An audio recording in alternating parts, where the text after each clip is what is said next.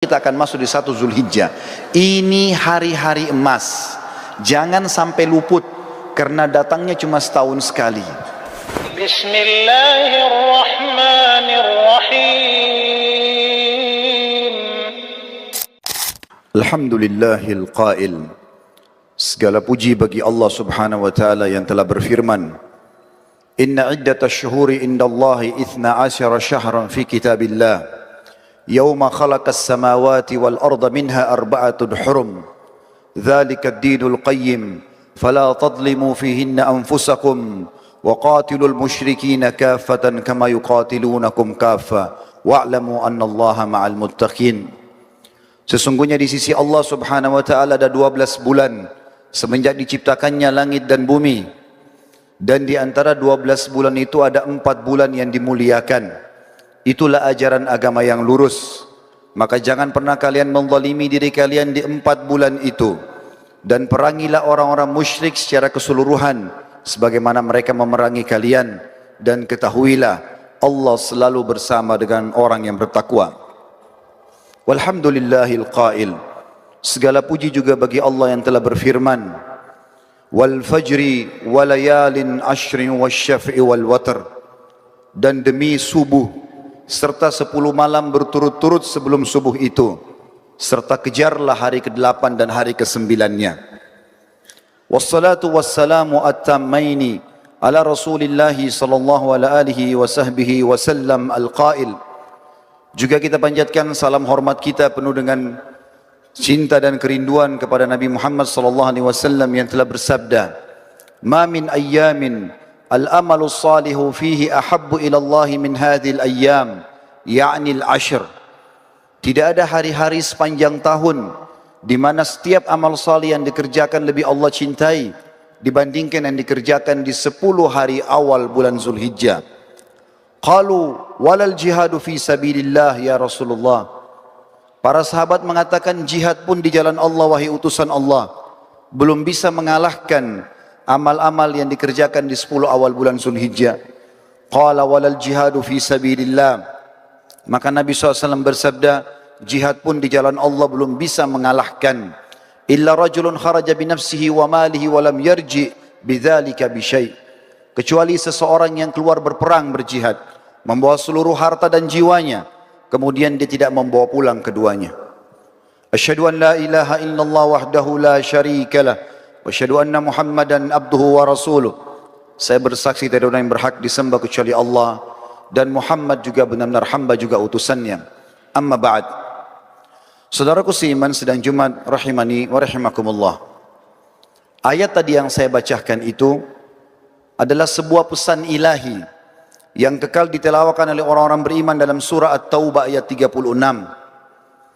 Yang bunyinya a'udzubillahi minasyaitonirrajim inna iddatash syuhuri indallahi 12 syahran fi kitabillah yauma khalaqas samawati wal arda minha arba'atun hurum dzalika ad-dinul qayyim fala tadlimu fihinna anfusakum wa qatilul musyrikina kaffatan kama yuqatilunakum kaffa wa'lamu annallaha ma'al muttaqin.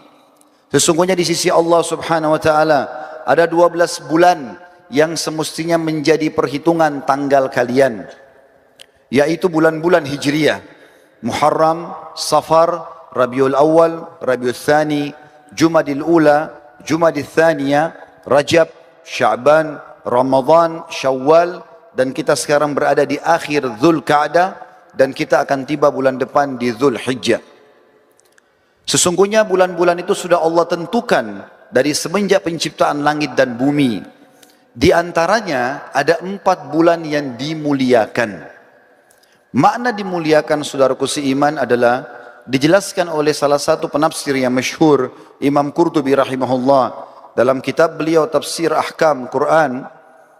Pada saat menjelaskan At-Taubah 36 beliau mengatakan yang dimaksud dengan dimuliakan seperti dimuliakannya Mekkah dan Madinah. 2 ini dikenal dengan wilayah Haramain, 2 tempat yang dimuliakan. Maka setiap amal saleh yang dikerjakan di sana akan dilipat gandakan pahalanya. Dan setiap dosa yang dilaksanakan atau dilakukan di sana akan dilipat gandakan hukumannya. Sampai Hasan Basri rahimahullah mengatakan 1 dirham yang dikeluarkan di Mekah menyamai pahala solat yang 100.000. Maka 1 dirham di Mekah sama dengan 100.000 dirham. Sebagaimana solatnya juga begitu. Imam Qurtubi berkata rahimahullah, bulan-bulan juga yang 4 ini dimuliakan oleh Allah, menandakan semua amal soleh yang dikerjakan di 4 bulan ini, pahalanya lebih banyak daripada bulan-bulan yang lain. Dan kalau seseorang melakukan dosa, maka akan dilipat gandakan hukumannya. Mungkin muncul pertanyaan kecil saudaraku seiman di benak kita. 4 bulan itu apa saja? Dijelaskan oleh baginda Nabi alaihi salatu wassalam di dalam hadis sahih riwayat Al-Hakim dalam kitab Mustadraknya. Beliau mengatakan Rajabun madarun baina Jumadi wa Sya'ban wa thalathu mutawaliyat Dzulqa'dah, Dzulhijjah wa Muharram. 4 bulan itu adalah bulan Rajab yang terhimpit antara bulan Jumadi dan bulan Sya'ban, bulan ke-7 dari bulan-bulan Hijriah. Kemudian ada 3 bulan berurutan kata Nabi SAW. Dzulqa'dah, kita sekarang berada di tanggal 21 Dzulqa'dah. Dzulhijjah bulan depan, dan juga Muharram. Artinya saudaraku seiman, kita ini sekarang sedang berada di bagian bulan-bulan dari 4 yang Allah muliakan. Setiap amal soleh yang kita kerjakan di sini, yang sudah jelas ada tuntunan wahyu Al-Quran dan sunnahnya, solat 5 waktu, solat sunnah, puasa wajib, puasa sunnah, puasa sunnah, kemudian juga zikir, membaca Al-Quran, ziarah orang tua atau ziarah kuburan atau jenguk orang sakit, apa saja yang merupakan ibadah, maka akan dilipat gandakan pahalanya. Begitu juga dengan dosa yang dikerjakan, maka akan dilipat gandakan hukumannya. Banyak di antara kaum muslimin menyibukkan diri beribadah di bulan Ramadan, dan itu sangat bagus karena Ramadan juga bulan yang dimuliakan. Tetapi masih banyak di antara kita yang belum memahami ternyata selain Ramadan ada juga bulan-bulan lain yang tetap juga dilipat gandakan pahala. Dan kita sekarang berada di salah satunya, bulan Dzulqa'dah. Dan insya Allah dalam 8-9 hari ke depan, kita akan masuk lagi di bulan yang setelahnya Dzulhijjah, dan kita akan masuk lagi setelahnya bulan Muharram. Allah mengatakan itulah ajaran agama yang lurus. Maka jangan pernah kalian menzalimi diri kalian di 4 bulan itu secara khusus. Makna zalim adalah berbuat dosa. Karena sudah dijelaskan tadi oleh Imam Qurtubi akan dilipat gandakan hukumannya bagi pelaku dosa. Dan perangilah orang-orang musyrik secara keseluruhan sebagaimana mereka memerangi kalian. Makna ini adalah pernah ada larangan Allah Subhanahu wa taala untuk berperang di 4 bulan ini. Di awal-awal Islam, bulan Rajab, bulan Dzulqa'dah, bulan Dzulhijjah dan bulan Muharram dilarang kita berperang. Tapi setelah turun ayat, setelah 4 ayat atau 4 bulan ini dijelaskan, perangilah orang-orang musyrik secara keseluruhan sebagaimana mereka memerangi kalian, artinya tidak dibatasi lagi. Bulan manapun dari 12 bulan kalian boleh berperang selama itu dibutuhkan.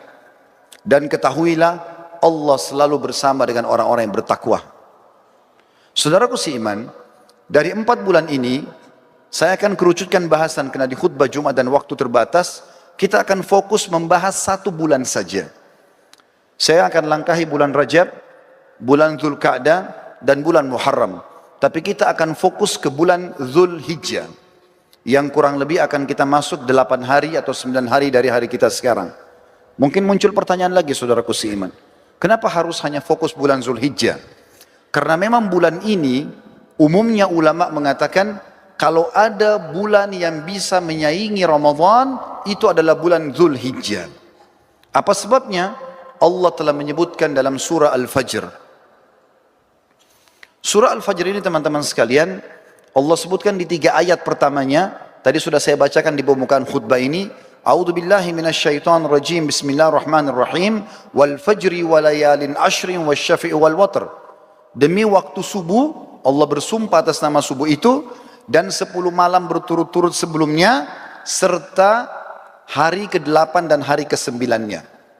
Sebelum saya jauh masuk ke tafsir daripada ayat ini, kita akan menjelaskan dulu atau menyampaikan terlebih dahulu sebuah hadis Bukhari.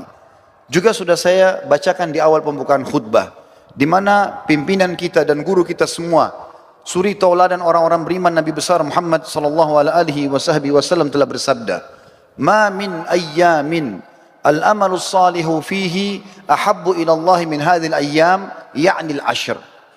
Tidak ada hari-hari sepanjang tahun di mana semua jenis amal saleh, mau wajib atau sunnah, lebih Allah cintai. Makna Allah cintai lebih besar pahalanya, lebih afdal. Ya. Dan ini lebih mudah mendekatkan diri kepada Allah Subhanahu Wa Taala dibandingkan semua jenis amal saleh yang dikerjakan di 10 awal bulan Zulhijjah. Maka para sahabat penasaran lalu mereka bertanya, walal jihadu fi sabilillah ya Rasulullah, bagaimana dengan berperang di jalan Allah? Meninggalkan istri, meninggalkan anak, meninggalkan pekerjaan, pergi ke medan perang, bisa dibunuh oleh musuh, bisa dipotong tangannya, bisa tertawan, bisa disakiti. Apakah itu juga belum bisa mengalahkan amal walaupun sunnah yang dikerjakan di 10 awal bulan Zulhijjah? Maka apa jawaban baginda Nabi SAW? Walal jihadu fi sabilillah, jihad pun di jalan Allah belum bisa menyamai pahala walaupun amal sunnah yang dikerjakan di 10 awal bulan Zulhijjah. Lalu beliau menutup hadisnya sambil mengatakan, illa rajulun kharaja binafsihi wa malihi wa lam yarji bidzalika bi syai'. Kecuali satu keadaan, kalian bertanya kepadaku tentang masalah orang berjihad atau apalah jihad, maka aku akan jelaskan. Pahala jihad yang bisa mengalahkan amal sunnah di 10 awal Zulhijjah itu adalah kalau seseorang keluar membawa seluruh hartanya. Dia punya tabungan 1 miliar, dibawa semua ke medan perang untuk beli senjata, membiayai perang dan jihad yang Allah. Dia pun membawa jiwanya, lalu dia tidak membawa pulang keduanya. Artinya hartanya habis diinfakkan semuanya, dia pun terbunuh mati syahid, barulah sama pahalanya dengan amal sunnah yang dikerjakan di 10 awal bulan Zulhijjah. Garis bawahi saudaraku seiman, hari ini kita 21 Zulqa'dah. Artinya 9 hari dari sekarang, kurang lebih kalau saya tidak salah tanggal 11. Ya, atau tanggal 11 dari Agustus ini, karena kita Idul Adha kurang lebih tanggal 22 Agustus, maka tepatnya nanti 11 Agustus kita akan masuk di 1 Zulhijjah. Ini hari-hari emas. Jangan sampai luput karena datangnya cuma setahun sekali. Kita kembali kepada tafsir surah Al-Fajr.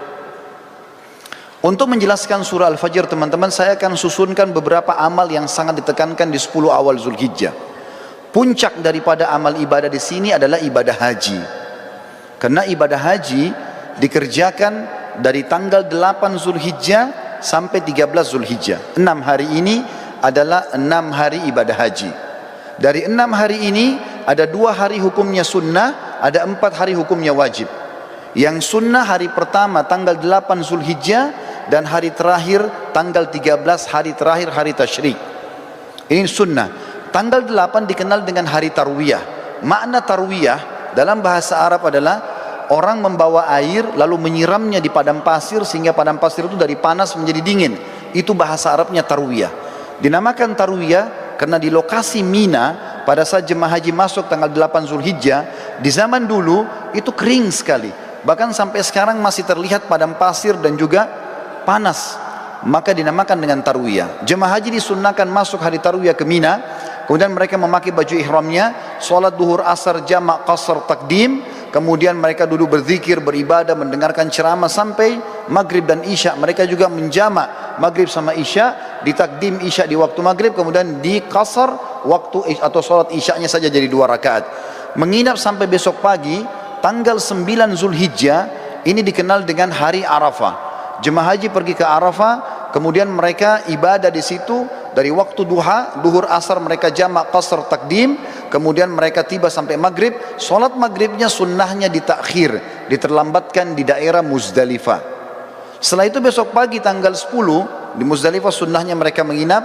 Hari raya Idul Adha tanggal 10 Zulhijjah. Di situ mereka melakukan salah satu dari 3 kegiatan. Kalau sudah dilakukan, jemaah haji boleh bertahallul mencukur rambutnya. Yang pertama mereka berkurban, yang kedua mereka jumrah aqabah atau melontar, dan yang ketiga adalah mereka tawaf ifadah, tawaf wajibnya haji. Kalau sudah selesai mereka sudah boleh cukur rambut dan ganti baju ihram menjadi baju biasa.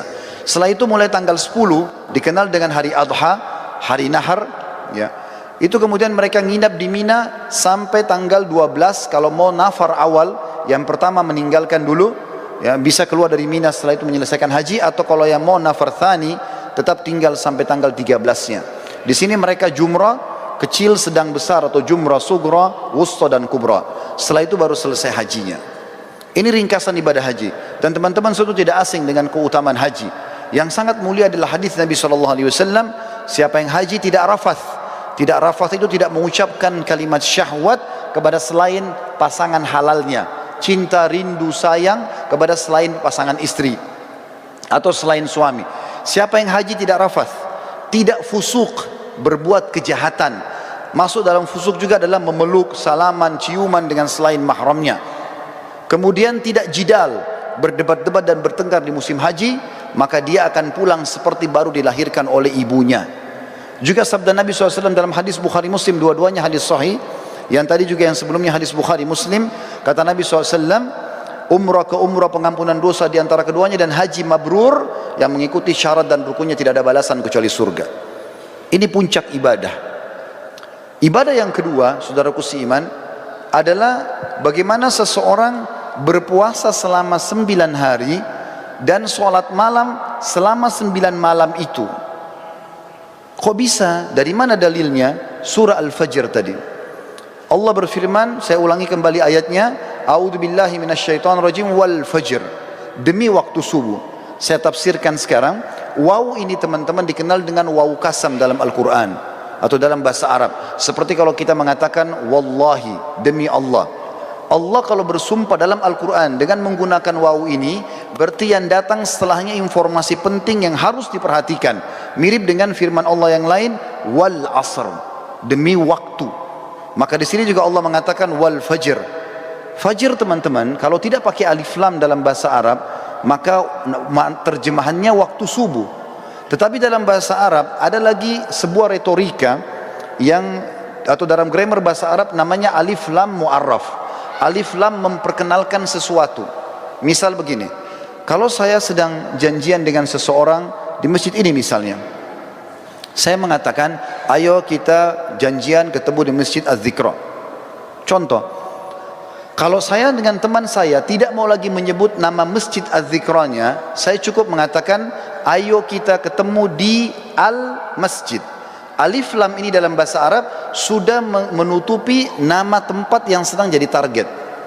Contoh yang lain, orang Arab kalau mengatakan rajulun, seorang laki-laki, belum jelas siapa dia, maka mesti dijelaskan nama dia siapa baru bisa lengkap dalam retorika bahasa Arab. Tapi kalau saya sama teman saya sudah tahu siapa yang kami maksudkan laki-laki siapa, cukup kami mengatakan ayo kita ketemu dengan ar-rajul. Ar-rajul pakai alif lam. Allah di sini teman-teman menggunakan alif lam ini, wa al-fajr. Kalau Allah bilang wa fajr, demi subuh, maka subuhnya terbuka sepanjang tahun. Tapi ternyata ada yang Allah inginkan di sini. Wa al-fajr, berarti demi subuh tertentu yang Allah inginkan, kejarlah itu. Dan umumnya ulama tafsir mengatakan ini adalah subuh hari raya Idul Adha. Dan dari sini ulama tafsir hampir seluruhnya sepakat mengatakan Idul Adha lebih afdal daripada Idul Fitri. Setelah sholat Idul Fitri, tidak ada ibadah khusus yang diperintahkan. Kalau ada orang mau silaturahim, orang mau ketemu sama temannya, mau ziarah, apa saja, mau lakukan kegiatan-kegiatan positif, boleh saja. Tapi setelah sholat Idul Adha ada ibadah khusus. Allah katakan dalam ayat lain, A'udzubillahi minasyaitonirrajim, fasalli li rabbika wanhar. Salatlah hai Muhammad Idul Adha itu dan berkurbanlah setelahnya.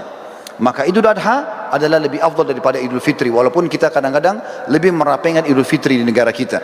Tapi ini makna tafsir Al-Fajr. Lalu Allah bilang di ayat kedua, walayalin ashr. Waw ini saudaraku seiman dalam bahasa Arab dikenal dengan waw ataf, penyambung hukum ayat sebelumnya. Apa yang berlaku sumpah Allah di ayat pertama berlaku juga pada ayat kedua. Artinya, dan kejar juga dirikan sholat malam di 10 malam berturut-turut sebelum subuh itu. Berarti di sini teman-teman sekalian, Allah Subhanahu wa taala memerintahkan kita untuk menghidupkan malamnya ya di 10 awal bulan Zulhijjah. Sementara ibadah puasanya tadi yang saya katakan diambil oleh para ulama dari hadis Bukhari, kalau amal-amal soleh lebih baik daripada jihad, dan termasuk amal soleh adalah puasa mutlak namanya. Kemudian Allah tekankan masalah haji di ayat ketiga, wasyaf'i wal watar, dan fokuslah ibadah di tanggal 8 dan tanggal 9. Maksudnya 8 hari tarwiyah tadi dan 9 hari Arafah.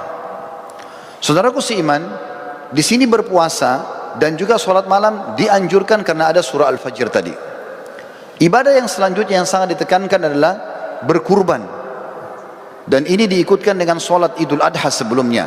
Sesuai dengan firman Allah SWT, "Fasholli li rabbika wanhar." Sholatlah hai Muhammad Idul Adha dan berkurbanlah setelahnya. Lalu setelah itu masuklah ibadah-ibadah umumnya yang diperintahkan di dalam agama kita yang kita bisa kerjakan. Tapi yang kita ingin simpulkan teman-teman sekalian, setiap amal yang kita kerjakan dari awal Zulhijjah sampai akhir atau sampai 10 Zulhijjah itu akan mengalahkan pahala jihad. Oleh karena itu jangan disia-siakan. Perbanyaklah amal soleh, dirikan sholat malamnya, puasalah siang harinya, lalu persiapkanlah hewan-hewan kurban yang terbaik akan kita kurbankan nantinya. Para sahabat ridwanullahi alaihim, mereka berkurban dengan cara membeli domba-domba mereka 6 bulan sebelum Idul Adha, lalu mereka sengaja menggemukkan kurban tersebut, lalu kemudian mereka menyembelihnya di Idul Adha karena diberikan untuk Allah Subhanahu wa taala. Berhubungan juga dengan masalah ini, sebelum saya menutup khutbah ini, perlu ditekankan tentang masalah Idul Adha. Selain sholat yang sudah masyhur 2 rakaat yang kita kerjakan dengan khutbahnya, tapi kurbannya yang perlu digarisbawahi. Kurban ini teman-teman terdiri dari 3 jenis hewan yang sudah masyhur, kambing sama domba umurnya setahun minimal, kemudian sapi kurang lebih 2 tahun dan unta minimal 5 tahun. Tapi dari 3 jenis hewan ini yang paling ditekankan adalah domba dan kambing. Sering kali saya dengar dari panitia masjid, kalau ada orang-orang kita yang akan menerima daging kurban, mereka kalau melihat vouchernya tertulis daging kambing, mereka tidak mau mengambilnya. Bahkan banyak masjid mungkin tidak melaksanakan kambing ini. Padahal sebenarnya kalau kita mau lihat afdaliyahnya, maka terletak pada domba dan kambing.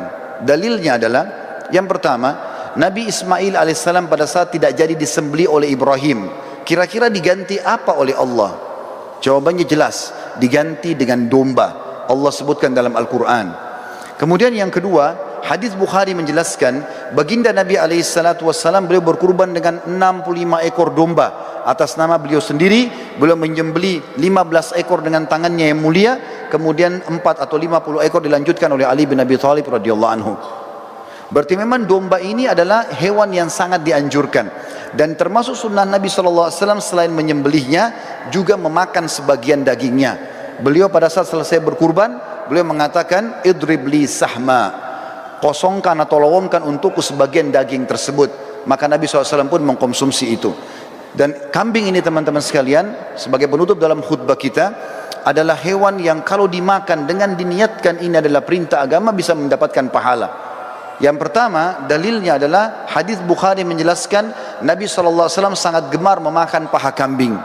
Jadi kalau ada persepsi mengatakan kambing itu adalah hewan atau makanan orang Arab, ini keliru. Tapi dia adalah makanan umat Islam, karena memang Nabi SAW sangat gemar dengan paha kambing.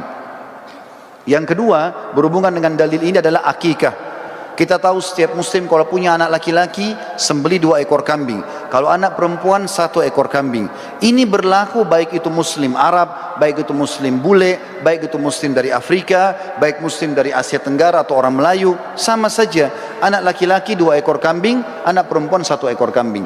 Dan sunnahnya dalam hadis Bukhari Muslim juga dijelaskan, waktu Hasan dan Husain radhiyallahu anhum lahir, baginda Nabi SAW memerintahkan agar Ali bin Abi Thalib radhiyallahu anhu menyembelih domba untuk Hasan, kemudian berkata, "Hai Ali, bagikanlah dagingnya kepada kaum muslimin, tetangga-tetanggamu, dan ambillah sebagian untuk dimakan."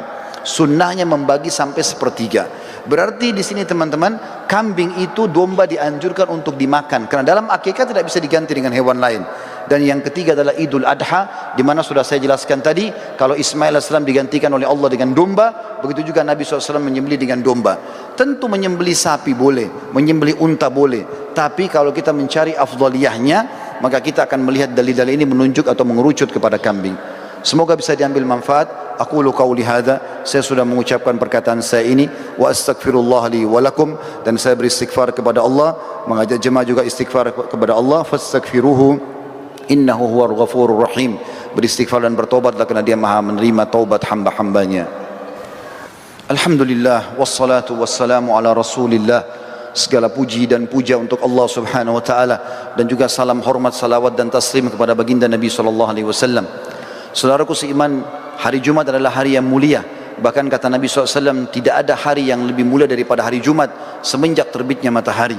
Juga Nabi SAW mengatakan tidak akan terjadi kiamat kecuali hari Jumat. Hari Jumat dalam hadisnya dikatakan adalah hari-hari terbaik kalian, maka perbanyaklah salawat kepadaku. Hari Jumat juga ini ada waktu mustajab doa. Ada dua buah riwayat. Pertama riwayat Imam Muslim, kata Nabi SAW, hari Jumat pasti doa setiap muslim diterima, dan kejarlah itu di waktu asar sampai terbit matahari. Ada riwayat yang lain, riwayat Imam Nasa'i juga hadis sahih, kata Nabi SAW Jumat itu 12 waktu, dari mulai azan subuh sampai nanti azan isya atau sampai azan maghrib, dari mulai subuh sampai maghrib, seperti waktu orang puasa. Kejarlah di situ doa-doa, karena Allah akan menerima doa-doanya. Dan fokuslah berdoa pada saat khatib atau imam sedang berada di mimbar di khutbah kedua sebelum diqomahkan solat. Maka jangan kita sia-siakan dua waktu mulia ini. Mari kita hadirkan hati dan fikiran kita untuk berdoa kepada Allah Subhanahu wa taala, dan insyaallah sebentar selepas asar sampai maghrib juga kita menyampaikan hajat-hajat kita kepada Sang Pencipta Allah. Dan ingatlah saudaraku seiman, doa yang paling afdal, permintaan paling afdal kepada Allah adalah doa kalau kita meminta agar dipertahankan nikmat yang sedang ada. Lebih afdal seseorang muslim meminta agar kesehatannya dipertahankan daripada sudah sakit baru minta disembuhkan. Lebih afdal orang yang sudah kaya minta kekayaannya dipertahankan daripada dia sudah bangkrut baru dia minta berikan jalan keluar. Walaupun dua-duanya baik, maka tidak ada alasan untuk tidak berdoa kepada Allah Subhanahu wa taala. Alhamdulillahirabbil alamin. Kami memujimu ya Allah sebagaimana layak kau dipuji sebagai pencipta. Kami yakin engkau sedang melihat kami kerana engkau maha melihat. Engkau mendengar kami kerana engkau maha mendengar. Dan engkau mengetahui seluruh niat dan gerak-gerik kami kerana engkau maha mengetahui. Kami yakin tidak ada sekutu bersamamu ya Allah. Kami yakin engkau lah satu-satunya Raja, Pencipta, Pemilik, Penguasa. Maka izinkan kami memujimu sebagaimana layak kau dipuji sebagai Raja. Dan kami mengucapkan salam hormat kami penuh dengan cinta dan rindu kepada orang yang telah engkau utus kepada kami sehingga menjadi pemimpin kami, Nabi kami Muhammad sallallahu alaihi wasallam. Ya Allah, kami tidak berkumpul di masjid ini, di tempat yang mulia ini, kecuali hanya ikhlas ingin menjalankan perintahmu.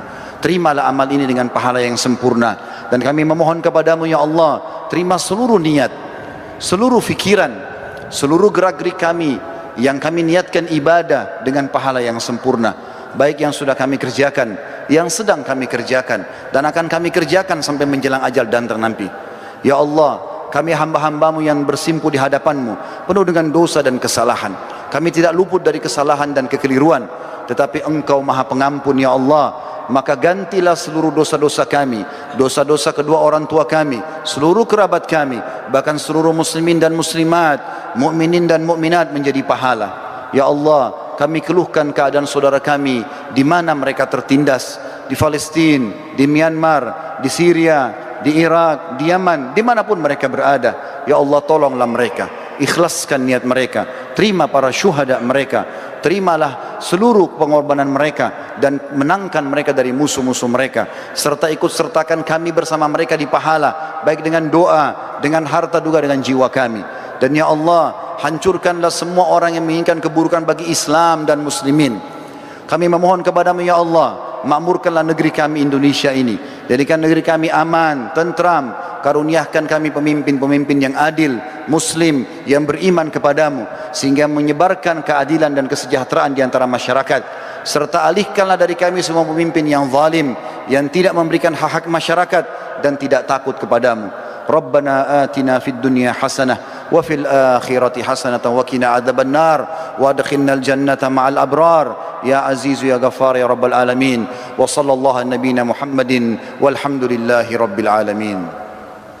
Inna Allah ya'muru bil adli wal ihsan. Sadarilah saudaraku seiman, Allah selalu menyuruh kita berbuat kebaikan dan keadilan. Wa yanha 'anil fahsya'i wal munkari wal baghi. Allah sangat melarang perbuatan keji, kemungkaran dan maksiat. Ya'idukum la'allakum tadhakkarun. Itu peringatan dari Allah, jadikan sebagai pegangan hidup kalian. Fadhkurullahal azim yadhkurkum. Ingatlah selalu Allah, Allah akan ingat kepada kalian. Washkuruhu ala ni'ami yazidkum. Syukuri nikmatnya, dia pasti akan tambah. Wala dzikrullahi akbar. Mengingat Allah adalah amal yang besar. Wa aqimis salat.